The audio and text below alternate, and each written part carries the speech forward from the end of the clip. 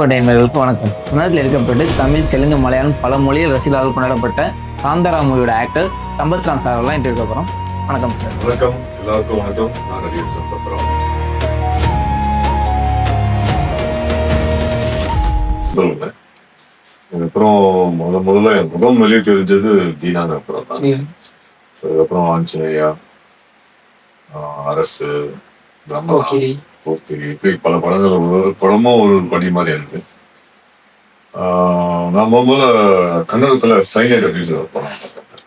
அது வந்து ராஜீவ் காந்தி அவர்கள உத்தரகண்ட் சிவராசன் மாஸ்டர் அந்த சுரேஷ் மாஸ்டர் அந்த கேங்கு அவங்கள அசோசியேஷன் பண்ணிட்டு எப்படி பெங்களூர் போனாங்க, பெங்களூர்ல எப்படி அவங்க சர்வே ஆனாங்க, அதுக்கப்புறம் போலீஸ்காரங்க அவங்களை எப்படி கொண்டாங்க அப்படிங்கிறது தான் அந்த படத்தோட ஸ்கிரிப்ட்.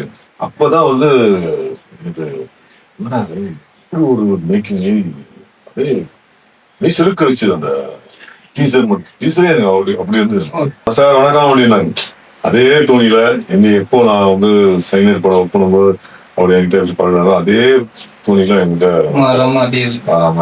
அதே அன்போட பேசினாரு. அதை வச்சு எல்லாத்தையுமே வந்து ஃபுல் பிளாக் மேக்கப்பை போட்டு கிட்டத்தட்ட 1-2 மணி நேரம் ஆச்சு போட்டு எல்லாம் ஸ்டில் ஷூட்லாம் பண்ணாங்க. நல்லா காஸ்டியூம்லாம் போட்டு எல்லாம் பண்ணாங்க. ஆனால் அது முகமே தெரியாது உங்களுக்கு அப்படின்னு ரொம்ப எனக்கும் வருத்தமா இருந்தது. பட் இருந்தாலும் இவ்வளோ பெரிய படத்துல நமக்கு ஒரு வாய்ப்பு கிடைச்சிருக்கு.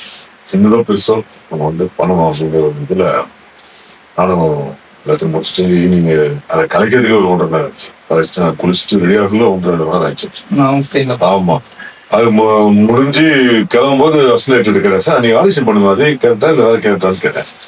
இல்லை சார், இல்லைம்மா சார் அது வந்து டைலாக் அதிகம், இதுல வந்து டைலாக் கம்மியாக இருந்தாலும் கேரக்டர் நல்லா இருக்கும், ஸ்ட்ராங்கான கேரக்டர், அதனால தான் டைரக்டர் வந்து உங்களை விடக்கூடாது, உங்களை எப்படியாவது யூஸ் பண்ணுவாங்கிறதுக்காக இந்த கேரக்டர் கொடுத்துருக்காரு சார் மாஸ்டர். ரொம்ப சந்தோஷப்பட்டேன் சார். அட்லீஸ்ட் நம்மளை வந்து யூஸ் பண்ணணும்னு நினைச்சே தேவை டைரக்டர் அப்படின்னு. மறுபடியும் செய்யணும், மேக்கப் போகிறது டைமும் ஒதுக்கணும், எல்லாரையும் கோஆர்டினேட் பண்ணணும். பெரிய டாஸ்க்கு, ரொம்ப ஹார்டு ஒர்க். நான் கூட பார்த்தேன் எல்லாமே.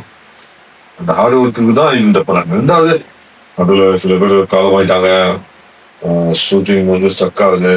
ஆனா விட்டவல் ஒரு நாள் 2 நாள் பிரேக்கு மறுபடியும் அப்படியே ஸ்டார்ட். அப்படி சாதாரணமான ஒரு நம்பிக்கையோட தான் அந்த படத்தை வந்து எடுத்து முடிச்சார். கிட்டத்தட்ட 3 வருஷம் பயணம் அது. நான் வந்து ஒரு வருஷமா அந்த படத்துல பயணம் பார்த்தேன்.